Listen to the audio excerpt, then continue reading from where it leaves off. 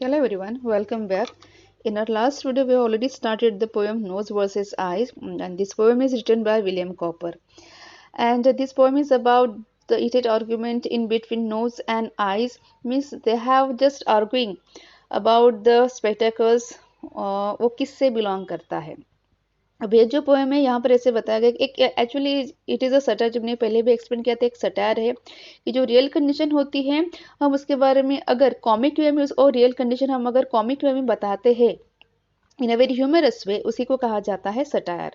अब यहाँ पर हमने फर्स्ट आंसर में, I am just repeating this one, हमने फर्स्ट आंसर में ये देखा था कि नोज और आइज के बीच में बहुत ही एक आर्गुमेंट होता है, हीटेड आर्गुमेंट होता है. ठीक है, वो इसके बारे में होता है कि ये जो स्पेक्टेकल है, ये जो चश्मा है, वो किसका, उस पर किसका हक है, नाक का हक है या फिर उस पर आइज का हक है. और ये सबसे बड़ा वहाँ पर डिस्प्यूट पॉइंट यही होता है. तो यहाँ पर जो होता है दोनों के बीच में बहुत ज़्यादा हीटेड आर्गुमेंट्स होता है. नोज को लगता है कि वो स्पेक्टेकल्स नोज है इसलिए स्पेक्टेकल पहना जाता है, आइज को लगता है कि आइज है इसलिए स्पेक्टेकल को पहना जाता है करके. अब यहाँ पर जब दोनों के बीच में आर्गुमेंट होता है तो यहाँ पर जो टंग है वो टंग किसका काम करती है, लॉयर का. अब लॉयर का काम क्या होता है कि अपना जो क्लाइंट है उसकी बाजू किसकी जज को सुनाए. अब यहाँ पर ये जो टंग है, टंग यहाँ पर लॉयर का काम कर रहा है. ठीक है, और अब बहुत ही स्किलफुली, बहुत ही मतलब टैलेंट के साथ, बहुत ही, जैसे हम कहते हैं कि यहाँ पर एक वर्ड है वीक करके. वीक पता है आपको, जैसे मैंने एक्सप्लेन किया था, जैसे यहाँ पर एक पिक्चर है यहाँ पर इस तरीके का. ठीक है, दैट इज कॉल्ड वीक. जैसे जो जजेस होते हैं वो जैसे आर्टिफिशियल ऐसा विग पहनते हैं जो बहुत ही ग्रे कलर का होता है, वाइट कलर का होता है, दैट इज कॉल्ड विग. तो ये पहनने का मतलब ये होता है कि कहीं ना कहीं ये जो पर्सन है वो पर्सन कैसे बहुत ही इंटेलिजेंट है. तो कहीं ना कहीं ये जो टंग है, जो लॉयर का काम यहाँ पर कर रही है, उसके बाद बहुत ही स्किल होती है. और वो बहुत ही मतलब उसको ऐसे मतलब ही was full of learning how to argue the cause, how to argue the reasons, वो होता है. अब यहाँ पर जज का काम कौन करता है, ईयर. अब ईयर को बहुत ही बैरन का मतलब होता है बहुत ही पावरफुल पर्सन कौन है यहाँ पर, ईयर मतलब कान है, जो क्या करता है, जो लॉ को बैलेंस करने की कोशिश करता है. और यहाँ पर ईयर मतलब कान बहुत फेमस होता है किसके लिए, कि वो बहुत अच्छा डिसीजन सुनाता है, वो जस्टिस देता है बराबर. इसके लिए कौन फेमस होता है, यहाँ पर ईयर फेमस होता है. अब यहाँ पर नोज की तरफ से यहाँ पर केस कौन लड़ रहा है, टंग. मतलब टंग किसका लॉयर है, नोज का लॉयर है. अब नोज क्या करता है, अब टंग क्या करता है, नोज की ओर से अपनी बात रखता है. वो कहता है कि देखो लॉर्डशिप, विल अनडाउटेडली फाइन, मतलब हमें पता है कि उसमें कोई शक की बात नहीं है कि नोज हमेशा से क्या पहनता है, स्पेक्टेकल्स पहनता है. इसलिए इस पर किसका हक है, इस पर सिर्फ किसका हक है, सिर्फ नोज का हक है. ये कौन कहता है, ये टंग कहता है जज को. Now we will move on the fourth one. Then holding the spectacles up to the court, your lordship observes they are made with a straddle, and as wide as the ridge of the nose is, in short, designed to sit close to it just like a saddle. अब यहाँ पर जो होता है टंग, मैं आपको repeat कर रही हूँ कि टंग यहाँ पर लॉयर का काम कर रहा है, जिसको हम कहते हैं वकील का काम कर रहा है. अब टंग किसकी बाजू यहाँ पर पुट कर रहा है, नोज की बाजू. अब यहाँ पर वो कहता है देखो नोज की ओर से कि then holding the spectacles up to the court. अब टंग क्या करता है, जो टंग किसका काम कर रहा है, लॉयर का. अब टंग क्या कर रहा है, वो स्पेक्टेकल्स दिखाता है कोर्ट में और कहता है देखो कि your lordship observe they are made with a straddle. मतलब देखो, देखिए ये जो स्पेक्टेकल्स है वो किससे बना हुआ है, स्ट्रैडल. स्ट्रैडल का मतलब होता है कि बहुत ही बोथ साइड से किस तरह एकदम से एक्सटेंड होता है. जैसे आपको पता है कि हम जो स्पेक लगाते हैं उसको बराबर से हमारे जो नोज का साइज बराबर बैठता है कि नहीं बैठता है, उसके जो हैंड जो स्टैडल होते उसको बराबर से उसको पुट किया जाता है. तो that is called staddle. And as wide as the reach of the nose is, in short, design to sit close to it just like a saddle. अभी यहाँ पर देखो टंग जो है, टंग बहुत ही स्किलफुली नोज की साइड जज के सामने रखता है. वो कहता है देखो, वो कहता है कि डायरेक्टली वो हाथ में वो स्पेक्टेकल को रखता है कोर्ट में, पकड़ता है, कहता है कि देखो यहाँ पर क्या है, यहाँ पर स्टैडल है इस स्पेक्ट को.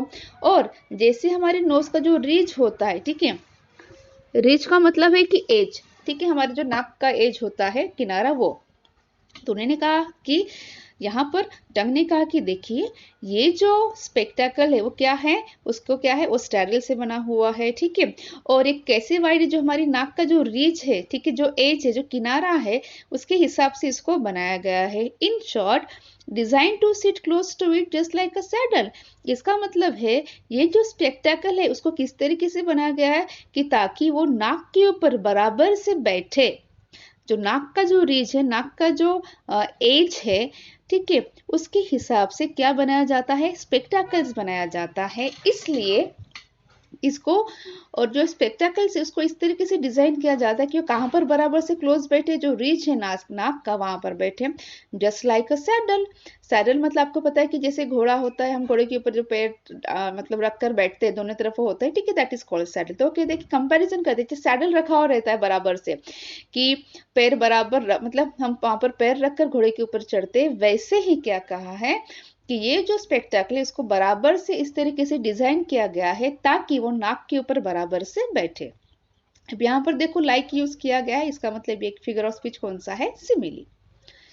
Again, would your lordship a moment suppose it is a case that has happened and maybe again, and that the visage or countenance had not a nose, pray who would or who could wear spectacles then?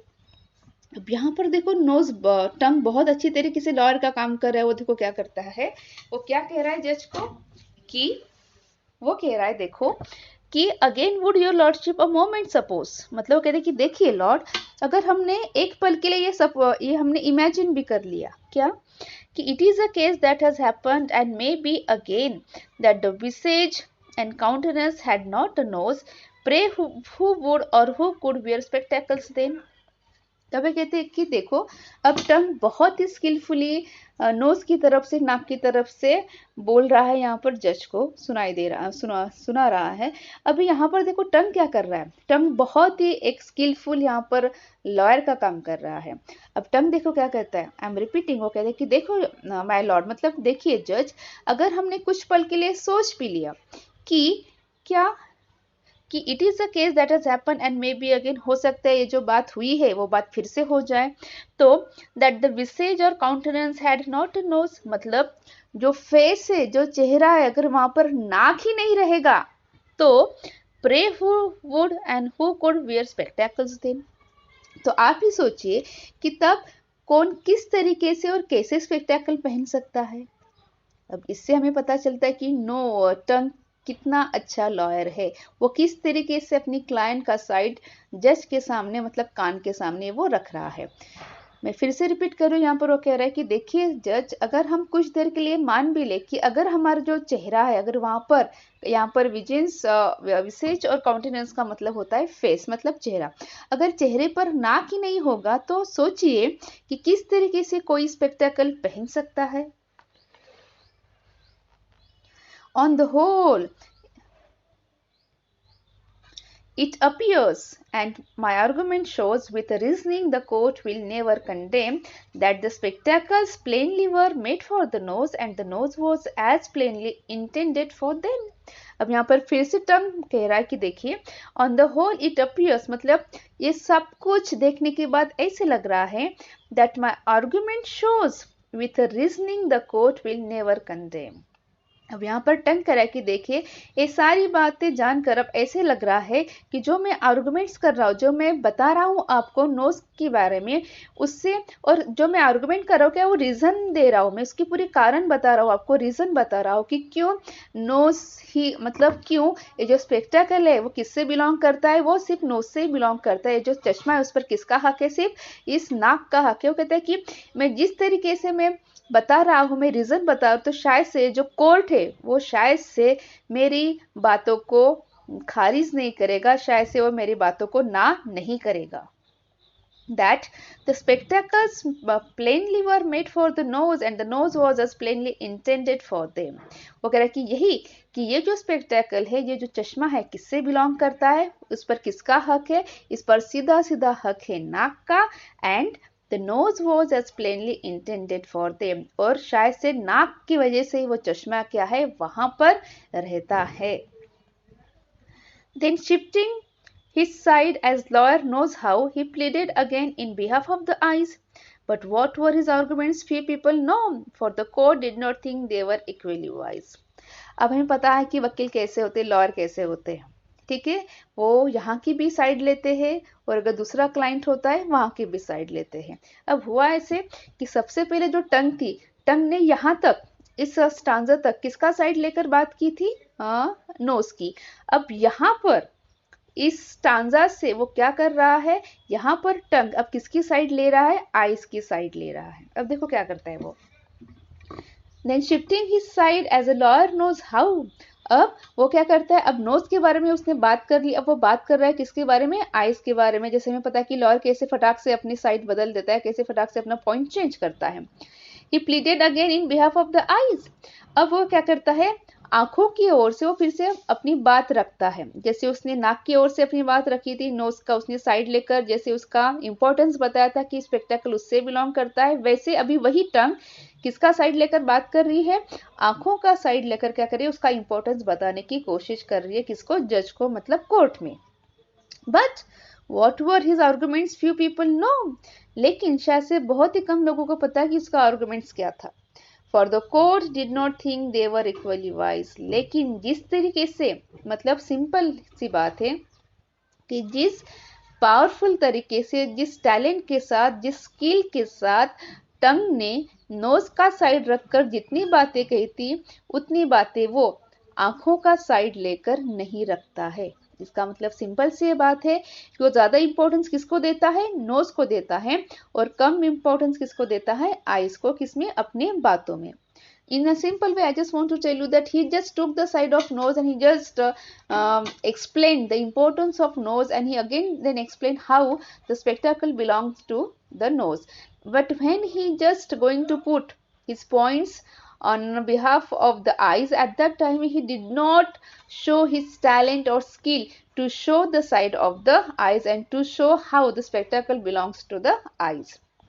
यहाँ पर ऐसी सीधी सीधी बात है कि जिस अच्छे और powerful तरीके से, स्किलफुल तरीके से, जिस तरीके से यहाँ पर टंग नोज की साइड लेकर बात करता है, अब जब बात आती है आंखों की ओर से बात करने की, तो फिर से टंग जो लॉयर का काम कर रही है वो बात कर रही है। लेकिन अब ये कोर्ट में ये पहचान जाता है कि जो जिस तरीके से टंग पॉइंट रखती है आइज का, आंखों का, वो क्या है? वो उतना अच्छा नहीं है जितना अच्छा उसने किसका पॉइंट रखा था? नोज का रखा था।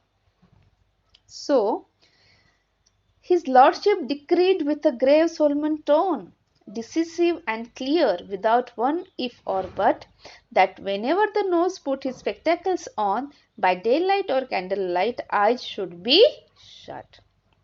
अब हुआ ऐसे कि हमने पहले ही देखा कि यहाँ पर जज का काम कौन कर रहा था? कान। कान मतलब ईयर। अब यहाँ पर टंग है, टंग किसकी तरफ से बात करती है? टंग नोज की तरफ से भी बात करती है और आइज की तरफ से भी बात करती है। अब एट द एंड होता क्या है कि जब यहाँ पर दोनों के पॉइंट सुनकर, मतलब आइज की आंखों का मतलब आइज का साइड और नोज का साइड जो होता है, मतलब दोनों का जो पॉइंट्स होते हैं, वो सुनकर अब जो जज है, मतलब जो कान है, वो अपना आप डिसीजन सुनाते हैं। अब देखो डिसीजन क्या होता है। So, his lordship decreed with a grave solemn tone.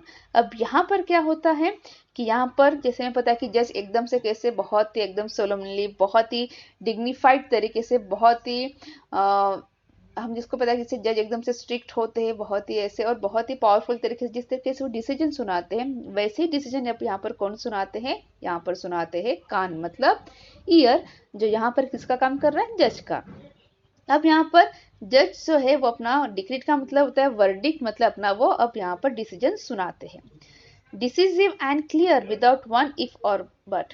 अब वो एकदम से क्लियरली अपना डिसीजन सुनाते हैं, वहां पर कोई किंतु परंतु नहीं होता है। मतलब अब जो है, जो जज है, उनको पूरा साइड क्लियर है कि वो जो स्पेक्टाकल है वो किससे बिलोंग करता है।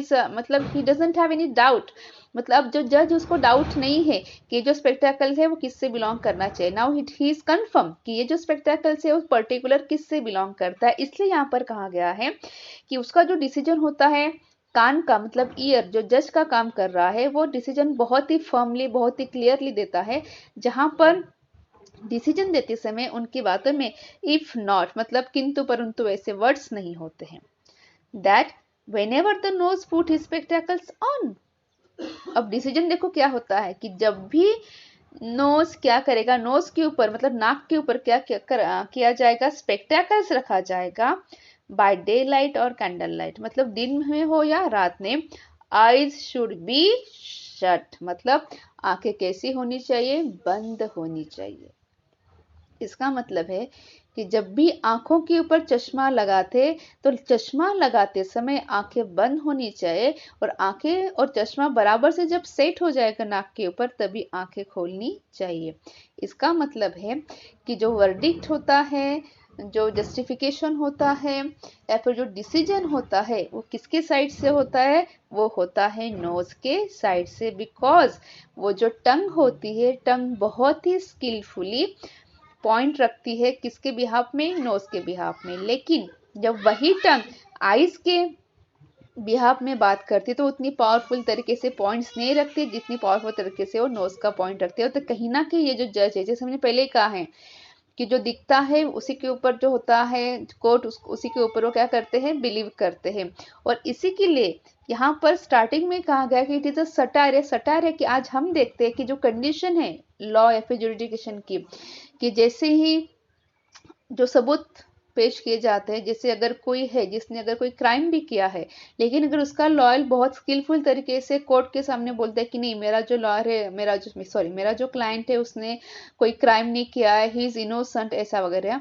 और होता क्या है कि जज उसी को बात को सुनता है, और अगर बहुत उसके सामने सबूत आते हैं कि हाँ इसने इसने क्राइम नहीं किया है, तो क्या होता है वो अपना जस्टिस सुनाते हैं। तो जो भी जस्टिस है वो किसके बलबूते पर होता है, जो सबूत होते हैं उसके बलबूते पर दिया जाता है। तो सेम यहाँ पर हुआ है कि यहाँ पर नोज की ओर से बहुत ही पावरफुल पॉइंट्स, बहुत पावरफुल साइड रखते हैं यहाँ पर टंग। तो इसलिए कहीं ना कहीं अगर शायद से जो बात सच है या फिर नहीं है, लेकिन फिर भी यहाँ पर जो वर्डिक्ट होता है, जो जस्टिस होता है या फिर जो डिसीजन होता है वो किसके साइड से लगता है, वो लगता है नोज के साइड से, मतलब नाक की ओर से। और जज का यही कहना है कि अगर नाक नहीं होता तो शायद से स्पेक्टेकल पहना नहीं जाता। तो इस तरीके से यहाँ पर बहुत ही ह्यूमरसली, बहुत ही कॉमिक वे में जो हमारा आज का लॉ सिस्टम है उसके ऊपर एक थोड़ा सा मॉक किया गया है। This is all about the poem. Hope you understood this one. Thank you.